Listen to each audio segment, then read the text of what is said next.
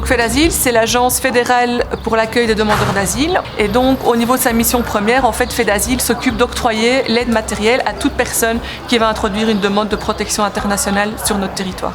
De la nourriture, l'habillement, un accompagnement social, aussi une aide médicale et psychologique si nécessaire, donc à ces personnes qui introduisent donc une demande d'asile chez nous.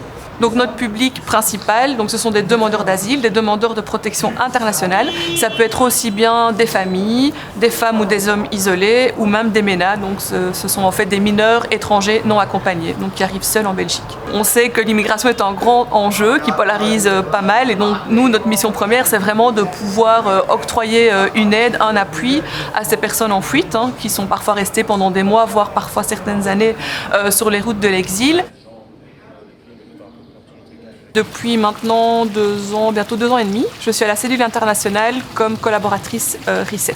La réinstallation, c'est un programme des Nations Unies très spécifique qui vise à réinstaller des réfugiés hautement vulnérables qui se trouvent donc dans un premier pays d'accueil dans lequel ils n'ont pas de perspective d'avenir et pour laquelle un État membre tiers, donc la Belgique dans ce cas-ci, s'engage à les accueillir et à leur offrir un avenir durable.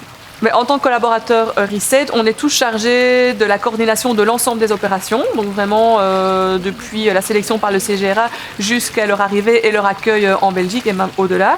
Mais après, on a tous aussi des tâches un peu plus spécifiques et moi, je m'occupe plus particulièrement de la phase post-arrival, donc justement de tout ce qu'on met en place avec les centres d'accueil spécialisés dans la réinstallation, avec les villes et les communes, afin d'accompagner au mieux ces personnes une fois en Belgique. Effectivement, on a l'occasion et l'opportunité, je dirais, de pouvoir se rendre dans les pays de premier accueil, donc qui sont des pays en général limitrophes des zones de conflit.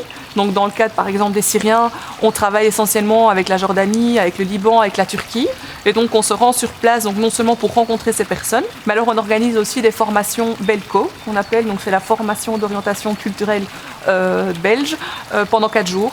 Où on les forme déjà à différentes thématiques, on les informe sur leur future vie en Belgique, que ce soit par rapport à la sécurité sociale, à l'emploi, à la scolarisation. Au-delà de la thématique, on a un travail extrêmement varié, très opérationnel aussi, mais on fait aussi de la gestion de projet. C'est un peu toutes ces facettes du métier que je trouve très intéressantes. Je pense qu'une de nos forces en tant que géographe, et ce qui me sert aussi dans le cadre de mon travail ici, c'est tout ce qui est approche systémique, quoi. C'est vraiment penser à envisager un problème et résoudre un problème dans sa complexité, justement en tenant compte un peu de tous les facteurs et en travaillant justement dans une approche plutôt pluridisciplinaire.